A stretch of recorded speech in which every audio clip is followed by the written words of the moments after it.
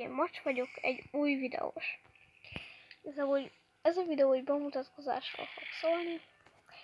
Macs igazából onnan eredt ez a név, hogy macska, mint a YouTube profilképem is.